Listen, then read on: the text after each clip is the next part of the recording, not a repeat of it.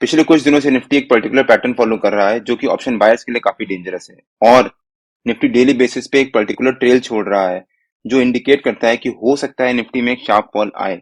आपको क्या लगता है कि मैं किस पैटर्न की बात कर रहा हूँ और किस ट्रेल की बात कर रहा हूँ? प्लीज कमेंट से बताइए। इस वीडियो में हम कवर करेंगे कि मैं किस पैटर्न की बात कर रहा हूँ और वो ऑप्शन बायर्स के लिए डेंजरस क्यों है, और निफ्टी ऐसा कौन सा ट्रेल छोड़ रहा है जिससे मुझे एक्सपेक्टेशन है कि हो सकता है निफ्टी में एक शार्प फॉल आए। और उसके बाद देखेंगे कि निफ्टी के कल के लेवल्स क्या रह सकते हैं। सो वीडियो काफी इंपॉर्टेंट होने वाला है, इसको बिना स्किप करें एंड तक जरूर देखिएगा।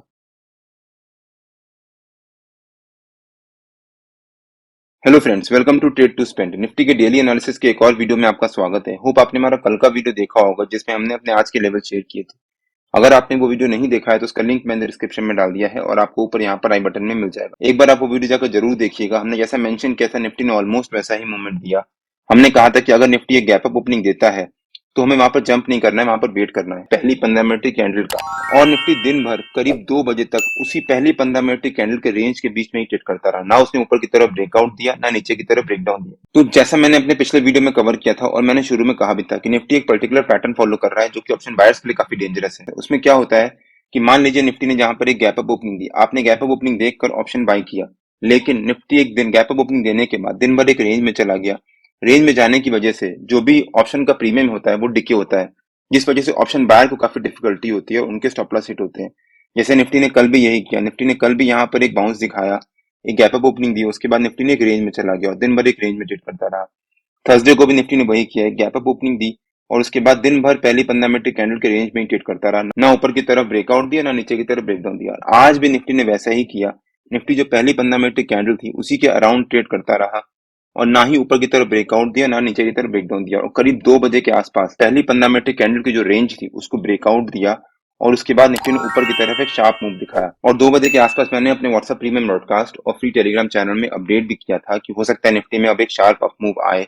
और वही हुआ। निफ्टी ने करीब 1 घंटे के अंदर अंदर 50 से ज्यादा पॉइंट्स की मूव दिखाई, जो कि एक बहुत अच्छा मूव मान सकते हैं। जब निफ्टी ने यहाँ पे पहली 15 मिनट की कैंडल का ऊपर का लेवल को ब्रेकआउट दिया था तब मैंने अपने व्हाट्सएप प्रीमियम ब्रॉडकास्ट में शेयर किया था कि मैं 19400 का वीकली कॉल बाय कर रहा हूँ 72 रुपीज पे। उस समय वो 66 के आसपास चल रहा था, लेकिन वहां पर जब निफ्टी ने यहाँ से रेजिस्टेंस लिया, जो हमारा सेकंड टारगेट था उसके पास से जब निफ्टी ने रेजिस्टेंस लिया, वहां से एक शार्प फॉल दिखाया और फाइनली जो पहली 15 मिनट की कैंडल का नीचे का लेवल था उसी से जाकर निफ्टी ने सपोर्ट लिया और ऊपर की तरफ बाउंस दिखाया।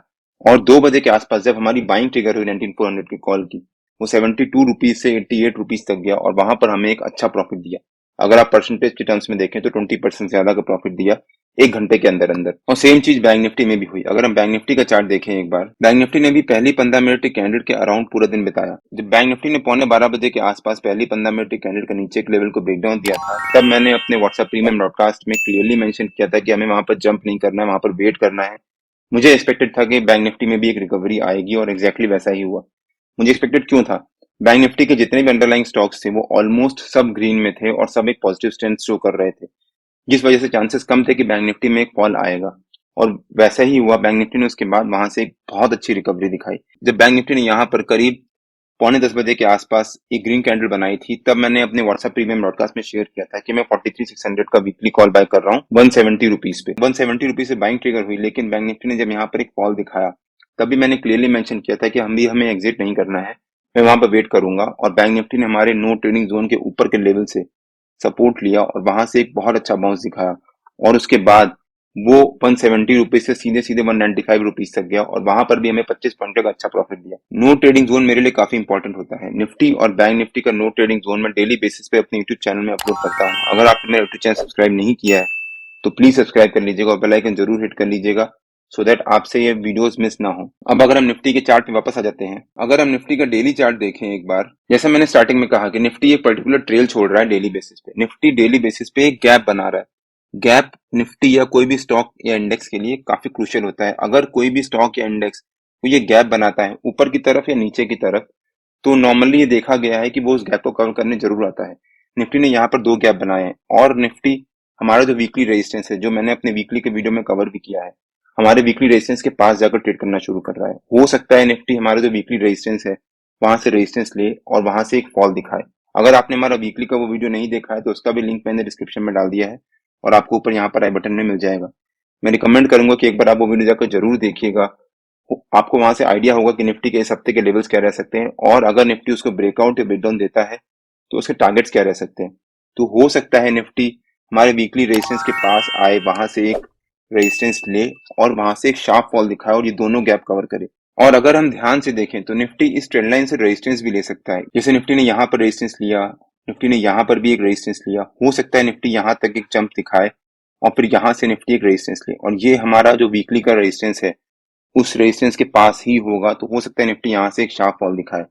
नॉर्मली ये देखा गया है कि कोई भी स्टॉक या इंडेक्स अगर गैप बनाता है तो उस टाइम फ्रेम में उस गैप को कवर करने एक बार जरूर आता है। आप देखो तो पिछले हिस्टोरिकली निफ्टी ने जितने भी गैप बनाए थे, निफ्टी धीरे धीरे उसको सबको कवर किया। अभी भी निफ्टी में 2-3 गैप पड़े हुए हैं जो कि काफी नीचे पड़े हुए हैं। हो सकता है निफ्टी आज नहीं तो कल उस गैप को कवर करने आए। यहाँ पर निफ्टी का एक गैप पड़ा हुआ है, यहाँ पर 17,000 के आसपास एक गैप पड़ा है जो कि एक स्ट्रॉन्ग बड़ा बहुत बड़ा गैप है। यहाँ पर भी निफ्टी का एक गैप पड़ा हुआ है 16,000 के आसपास। हो सकता है निफ्टी वहां पर भी आए उसको कवर करने। अभी तो इस गैप पे फोकस करना है। हो सकता है निफ्टी इस गैप को कवर करने आए। अब अगर हम निफ्टी के 15 मिनट के चार्ट पे वापस आ जाते हैं, होप आपको आइडिया हुआ होगा कि मैंने क्यों मेंशन किया था कि निफ्टी एक पर्टिकुलर पैटर्न फॉलो कर रहा है जो कि ऑप्शन बायर्स के लिए काफी डेंजरस है। और अगर आप ऑप्शन बायर्स हो और आपके पास कम कैपिटल है, फिर भी आप ऑप्शन बाइंग में प्रॉफिट बनाना चाहते हो, तो उसके लिए पूरी सीरीज मैंने कवर करी है विद एग्जांपल्स और लाइव मार्केट के एग्जांपल्स। तो एक बार आप वो सीरीज जाकर जरूर देखिएगा, उससे आपको आइडिया होगा कि ऑप्शन बायर्स होने के बाद भी आप कैसे प्रॉफिट बना सकते हो और अपना कैपिटल कैसे मल्टीप्लाई कर सकते हो। और जैसे मैंने मेंशन किया शुरू में कि निफ्टी जो ट्रेल फॉलो कर रहा है, उस वजह से मेरे ये सजेशन रहेगा कि अगर आप ऑप्शन बायर हो या सेलर हो तो प्लीज नेकेड ओवरनाइट बाइंग या सेलिंग करके मत जाइएगा।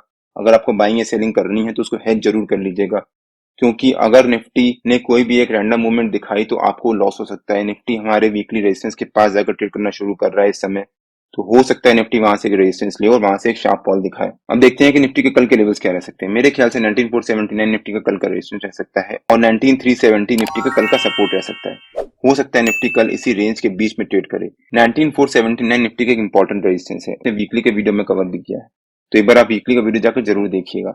19,370 निफ्टी का एक इंपॉर्टेंट लेवल है, क्योंकि निफ्टी ने आज जाकर वहां पे काफी रेजिस्टेंस लिया था, वहां से एक फॉल दिखाया, फिर एक रिकवरी दिखाई और उसके बाद उसको ब्रेकआउट देने के बाद निफ्टी ने ऊपर की तरफ एक अच्छा मूव दिखाया। और ब्रेकआउट ऐसे ही नहीं, निफ्टी ने प्रॉपर पर्टिकुलर रेंज बनाने के बाद ब्रेकआउट दिया है। तो 19,370 निफ्टी का एक इंपॉर्टेंट सपोर्ट बन जाता है। हो सकता है कल निफ्टी इसी रेंज के बीच में ट्रेड करे। मान लीजिए निफ्टी कल अगर एक फ्लैट ओपनिंग देता है, फ्लैट ओपनिंग देने के बाद यहाँ पर निफ्टी थोड़ी देर ट्रेड करता है, आधा एक घंटा, और उसके बाद निफ्टी यहाँ से ऊपर की तरफ ब्रेकआउट देता है और हमारा जो रेजिस्टेंस है 19,479 उसको भी ब्रेक करके ऊपर सस्टेन करता है, तो निफ्टी के ऊपर के लेवल्स ओपन हो जाएंगे। निफ्टी का हमारा ऊपर का पहला टारगेट हो सकता है 19,517 के आसपास, सेकंड टारगेट हो सकता है 19,547 के आसपास और थर्ड टारगेट हो सकता है 19,579 के आसपास। अगर निफ्टी एक फ्लैट ओपनिंग देने के बाद एक रेंज बनाता है और 19,479 के पास अगर ट्रेड करता है, तो प्लीज यहाँ पर जंप मत करिएगा, यहाँ पर वेट करिएगा निफ्टी को यहाँ पर एक रेंज बनाने का। और अगर निफ्टी यहाँ पर एक रेंज बनाने के बाद उसको ब्रेकआउट देता है, तब निफ्टी में ऊपर की तरफ एक शार्प शॉर्ट कवरिंग आ सकती है। लेकिन मान लीजिए निफ्टी अगर एक फ्लैट ओपनिंग देता है और यहाँ पर एक रेंज बनाने के बाद ब्रेकडाउन देता है और हमारा नीचे का सपोर्ट जो है 19,370 उसको भी ब्रेक करता है, उसके नीचे सस्टेन करता है, तो निफ्टी के नीचे के लेवल्स भी ओपन हो जाएंगे। निफ्टी का नीचे का पहला टारगेट हो सकता है 19,333 के आसपास। जो निफ्टी ने ये रेंज बनाई थी, इस रेंज का जो लोअर लेवल था वो हमारा पहला टारगेट हो सकता है। सेकंड टारगेट हो सकता है 19,300 के आसपास। 19,300 निफ्टी का 50 ईएमए का 15 मिनट के चार्ट पे लेवल भी है, तो वो भी एक निफ्टी के लिए इंपॉर्टेंट जोन बन जाता है। और थर्ड टारगेट हो सकता है हमारा 19,275 के आसपास। 19,275 हमारा निफ्टी का आज का रेजिस्टेंस भी था। और मान लीजिए निफ्टी कल अगर एक गैप डाउन ओपनिंग ही दे देता है, तो हमें यहाँ पर जंप नहीं करना है, वेट करना है। हो सकता है निफ्टी गैप डाउन ओपनिंग दे, वहां पर आधा एक घंटा ट्रेड करने के बाद, वहां पर रेंज बनाने के बाद निफ्टी वापस ऊपर की तरफ एक जंप दिखा दे, वापस हमारी इस रेंज के बीच में आकर ट्रेड करना शुरू कर दे। अगर निफ्टी गैप डाउन ओपनिंग देने के बाद यहाँ पर एक रेंज बनाता है और उसके बाद इस रेंज का ब्रेकडाउन देता है, तो हो सकता है निफ्टी में नीचे की तरफ एक शार्प प्रॉफिट बुकिंग आए। लेकिन हमें ध्यान रखना है निफ्टी के वेटेज स्टॉक्स का, जैसे कि रिलायंस हो गया और बाकी जो हमारे वेटेज स्टॉक्स हैं, अगर वो भी एक नेगेटिव ट्रेंड शो करते हैं तब हमें नीचे की तरफ पुट बाइंग करनी है। अदरवाइज हमें होल्ड रखना है, हमें वेट करना है वहां पर निफ्टी को रिवर्सल दिखाने का। मेरे ख्याल से निफ्टी में कल एक साइडवेज से लेकर मार्जिनली पॉजिटिव मूवमेंट रह सकती है और हो सकता है निफ्टी 19,479 के पास आकर कहीं क्लोजिंग दे।